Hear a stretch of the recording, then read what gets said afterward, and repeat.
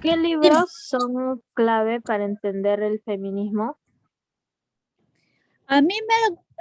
Yo para empezar en el feminismo me gustó Feminismo para principiantes. No recuerdo bien la autora, pero es muy bueno. Te explica de una manera muy didáctica sobre el feminismo. Ese es el que yo leí y me parece que está muy bien explicado para entrar al feminismo. Ya. La segunda pregunta es, ¿qué películas o series son claves para entender el feminismo? A ver, a mí, bueno, te podría decir de que las películas que me han gustado son las sufragistas. Las sufragistas. Women should not exercise judgment in political affairs. If we allow women to vote, it will mean the loss of social structure. Sobre cómo un grupo de feministas en 1913, si no me equivoco, lucharon para el voto femenino en Inglaterra. Y ahí se ve cómo hasta una de ellas, que no recuerdo bien su nombre, se sacrificó, o sea, murió por el voto femenino. También, a ver, otra, me gusta Colette. Colette también es... Les presento a mi esposa, Colette. He tenido una idea magnífica. Podrías escribir. ¿Qué? Esas historias que me contaste el año pasado. ¿Las de la escuela? Sí, esa podría ser mi próxima novela. Me llamo Claudine. Vivo en Montigny. Probablemente no muera aquí. ¿Tu marido es un genio? ¡Claudine! ¿Madame Willy? He oído que Willy se inspiró en sus días de colegio para escribirlo. Sí, me gusta pensar que algo he contribuido. Colette también es sobre una escritora feminista porque en esa época, a ver, está bien así creo. Igual, gracias. En esa época, como que no las mujeres tenían de que poner en los libros que escribían, tenían que ponerse autora anónima porque las editoras no dejaban de que ellas puedan escribir, pues, ¿no? Las mujeres. La tercera pregunta es, ¿el feminismo busca la superioridad de la mujer sobre el hombre? No, para nada, no, eso es totalmente mentira. No queremos, o sea, en sí el feminismo lo que busca es la equidad, ni siquiera la igualdad, porque nosotros, el feminismo no quiere ser igual que los hombres, o sea, queremos, ya. El feminismo busca más que nada la equidad en derechos, porque ya existen los derechos, pero otra cosa es de que nosotros accedamos a ese derecho, ¿no? Y también creo de que equidad en derechos y en oportunidades sobre todo, porque es con el tiempo, cuando uno empieza en el feminismo te das cuenta de que no tienes las mismas oportunidades y privilegios que tienen los hombres. ¿Hay un requerimiento para ser feminista? O sea, si yo me asumo como tal, pero no voy a marchas ni estoy enterada de muchas cosas, ¿sigo siendo feminista? Pero por supuesto, o sea, solamente el ser mujer puede ser feminista. Es más, conozco muchas amigas que tienen pensamientos feministas y no se consideran feministas. Pero el feminismo no, solamente tienes que ser mujer. Es simple. Siendo hombre no puede ser feminista, puede ser aliado, sí. Pero un hombre no se puede decir que es feminista, porque el feminismo es por y para las mujeres. Ya. La siguiente pregunta es, ¿qué diferencias y qué puntos convergentes encuentran las trayectorias feministas de estos países en los que hoy también se vive un nuevo marco de luchas? Bueno, en otros países ahorita, por ejemplo, está en Argentina, yo veo de que ya se logró a través de varias luchas, muchos años, el aborto legal, seguro y gratuito, por ejemplo. A comparación del Perú, que estamos súper atrasados en cosas que han logrado el feminismo, ¿no? Acá está todavía como que en sus primeros pasos el feminismo. Pero creo de que hay mucha diferencia. También en Chile, en México también ya por fin ya el aborto no es un delito, o sea, ya está estipulado como que no es un delito. En Argentina ya el aborto es legal, seguro y gratuito, y en algunos estados en Estados Unidos sea, creo de que a diferencia de Perú con otros países, nosotros de verdad estamos en nuestros primeros pasos, pero quizás sea porque en el Perú está muy arraigado el machismo, hay demasiado machismo, pero ahí vamos, pues tenemos que lucharla para, si ellos pueden, nosotros también vamos a poder. También como en el caso de que hay mujeres semidesnudas al final de los periódicos. Porque la verdad que sí, en el Perú está... Lo que pasa es que el feminismo, sobre todo el feminismo radical, quiere abolir el género. Eso hay que tenerlo en cuenta. ¿Y qué es el género? El feminismo radical dice de que el género es es la base de las grandes desigualdades. O sea, por ejemplo, si tú naces niña, si tú naces con vulva, ya entonces te consideran que es una mujer, ¿no? Entonces, para esto ya empiezas desde niña ya a ponerte, por ejemplo, rosado, todos los estereotipos que son supuestamente que son de mujer, ¿no? Si naces niño, te ves menos impactado, ¿no? Con tu color azulito, con tu todo azul y todo eso, pero mientras que las mujeres desde niña, por ejemplo, los aretitos, ¿no? Nos ponen aretitos sin nuestro consentimiento, ¿no? Ni siquiera tenemos el derecho sobre nuestro cuerpo desde que nacemos, ¿no? O sea, dicen, hay que poner aretito porque ya desde niñita no le duele, dicen, como si está comprobado biológicamente que uno siente dolor cuando ya eres bebita, siente dolor. Es igual de impactante, pero ahí te das cuenta de que tú no tienes decisión, no decide, ni una bebé puede decidir lo que hacen con su cuerpo. Entonces, todo el feminismo radical lo que quiere es abolir el género. Es como, por ejemplo, tú ves a un gato y una gata. Si tú no le ves sus órganos genitales, no sabes si es hembra o macho.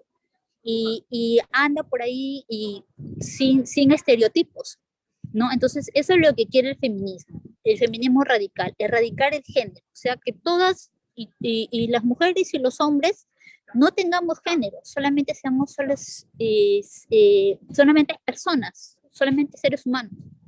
Porque desde ahí ya aparte de que, ay, porque naces mujercita y más delicadita, porque eres mujercita, tienes que ser más, no tienes que decir malas palabras, tienes que ser más servicial, más dulce, o tienes que ser como que más atenta, y esas cosas, ¿no? Entonces, desde ahí parte el feminismo radical que quiere erradicar el género. Bueno, ahora pasemos a las preguntas acerca de la salud mental de los adolescentes en la pandemia. A las y los adolescentes y jóvenes nos impacta de manera distinta la emergencia sanitaria del COVID-19. Queremos ver a nuestras amigas y amigos y en ocasiones nos cuesta entender por qué el distanciamiento social también nos toca. ¿Cómo los adolescentes pueden tratar el estrés y la ansiedad que tienen gracias a la pandemia? Yo creo de que la salud mental, primero no soy psicóloga, ¿no? Pero sí sí tengo trastorno de ansiedad. Y a mí me afectó mucho la pandemia y también tengo un sobrino que en su adolescencia, o sea, es adolescente y también le afectó su salud mental la pandemia, ¿no? Yo creo de que es muy importante inculcar en los jóvenes, por ejemplo, el estar aquí y ahora, disfrutar el presente, día a día. Solamente viviendo el día a día puedes asegurarte un futuro, porque a mí me afectó mucho en mi adolescencia vivir el futuro. Yo tenía 14 años y estaba pensando cómo iba a ser en la universidad. Cuando estaba en la universidad estaba pensando, cuando tenga 30 y tantos años, estaba pensando en ahorita. Entonces no viví mis épocas pasadas, o sea, no viví mi presente. Y eso va afectándote siempre en tu salud mental. No siempre vivir en el mañana, siempre estar, la sociedad el sistema está mal, ¿no? Hace de que los jóvenes estén siempre pensando en el mañana, en qué carrera van a hacer, cuántos años, a qué edad, que no tienes que decepcionar a tus papás, tienes que ser el orgullo de la familia. Y la verdad de que cuando llegas, hay algunos que no llegan a lograrlo y se frustran totalmente. Y hay otros que lo logran, pero lograrlo no te hace tampoco feliz. Si a menudo tengo pensamientos sobre la muerte e incluso ideas suicidas, ¿es ese un signo de que estoy teniendo un problema de salud mental? Claro que sí, estás entrando a un trastorno mental. eso claro que no o sea, a veces se tiene la idea de que es de locos o que tienes que estar, si tienes esos pensamientos es que estás desquiciado, que ya estás, no sé, eres una persona peligrosa o algo así, pero no, o sea, hasta la persona más normal, hasta la persona más, hasta que admiras, hay muchas personas que son admirables en el mundo y terminan suicidándose. O sea, creo de que sí necesitan ayuda e ir a terapia, por lo menos ir a una sesión de un psicólogo, una psicóloga para que los evalúen. ¿Y usted cree que las redes sociales intervienen en el momento en que una persona quiera suicidarse? Te puedo hablar de mi experiencia propia. Las redes nunca me han incitado a querer quitarme la vida, pero sí me han dado mucha, mucha, mucha ansiedad. A veces, por ejemplo, si escribo algo en mi blog o algún pensamiento, algo, a veces me llegan mensajes feos, desagradables, o de gente que me cuenta todas sus experiencias así dolorosas y definitivamente me afecta porque tengo yo trastorno de ansiedad. ¿No les ha pasado de que comentan algo sobre algún tema y alguien, y es a veces contradictorio a lo que el mundo quiere que creas?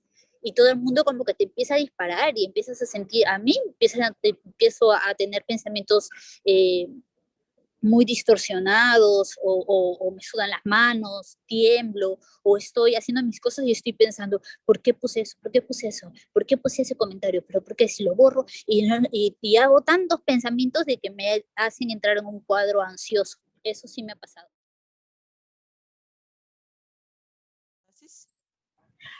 Creo que sí. Bueno, como te digo, yo no soy psicóloga, pero sí sé de que hay psicólogos que practican la hipnosis, sí. Sí conozco como método, sobre todo para personas que han tenido traumas. Por ejemplo, hay personas de que no recuerdan su infancia, a veces no recuerdan su adolescencia. Entonces, eso está muy relacionado a traumas, porque la mente cuando sufre un trauma, no lo borra de tu mente. Entonces, en esos casos hay psicólogos que sí usan la hipnosis para llevarlos a esos recuerdos y para que puedan superar sus traumas, ¿no? ¿Los trastornos de personalidad se pueden detectar sin un informe psicológico? No, yo creo de que lo que tiene que diagnosticarlo sí o sí un psicólogo, pero sí hay ciertos síntomas de que uno puede saber y para ir al psicólogo, ¿no? En mi caso, yo, por mi trastorno de ansiedad, yo tenía ataques de pánico y ataques de fobia desde que tengo uso de razón. O sea, desde antes de los 5 años yo tenía ataques de pánico. Y mucho, por ejemplo, no podía desapegarme de mi mamá. Si notaba que mi mamá no estaba, me daba un ataque de pánico. Claro, en esa época era, ay, no, es que no, está muy apegada, creían que era eso, ¿no? Pero yo recuerdo que un ataque de pánico es sentirse que definitivamente estás muriendo, o sea, es el terror de morir. Y ataques de fobia, también tenía muchos ataques de fobia. Cuando subía, por ejemplo, no me podían llevar en bicicleta, porque me aventaba de la bicicleta, porque me daba fobia que me lleven en una bicicleta o en un auto a velocidad, o no podía subir a buses. También me acuerdo de que tenía ataques de fobia en los buses, también tenía tiempos de manía. ¿Saben qué es procrastinar?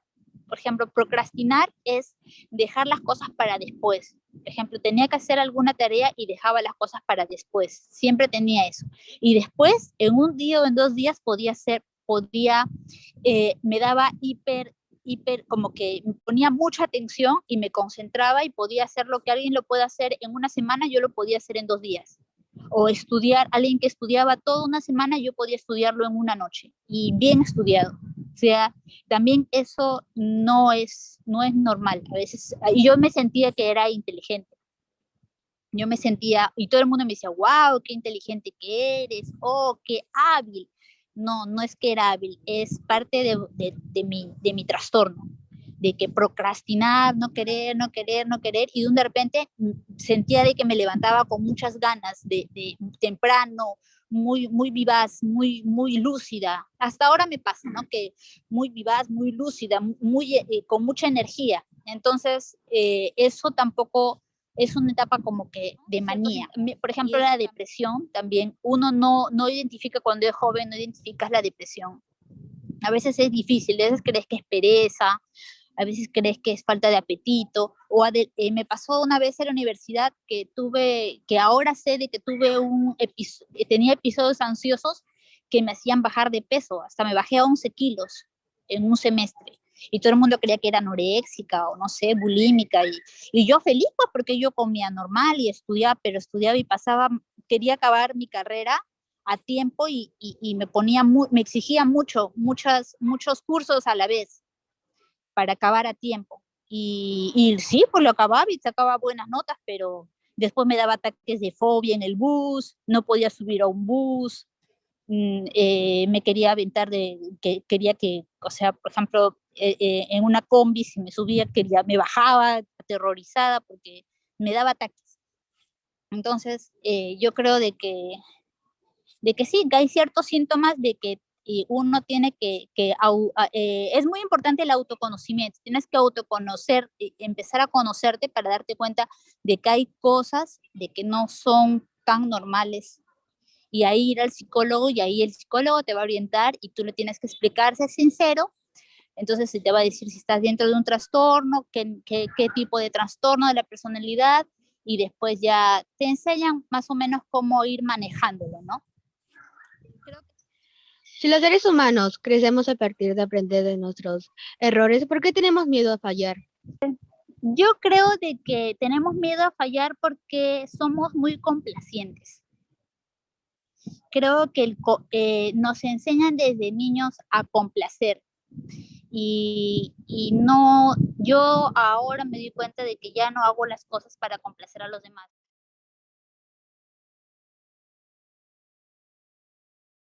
¿Cuál sería?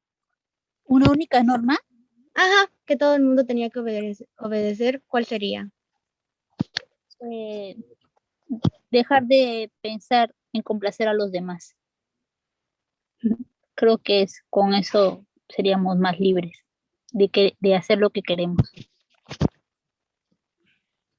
¿Crees que vivimos en una simulación? ¿Que todos estamos en un sueño y un día nos vamos a levantar? Sí, creo que sí, como en la Matrix. Ajá, creo que sí. A veces he pensado que sí. Thomas, you seem particularly triggered right now. Can you tell me what happened? I've had dreams that weren't just dreams.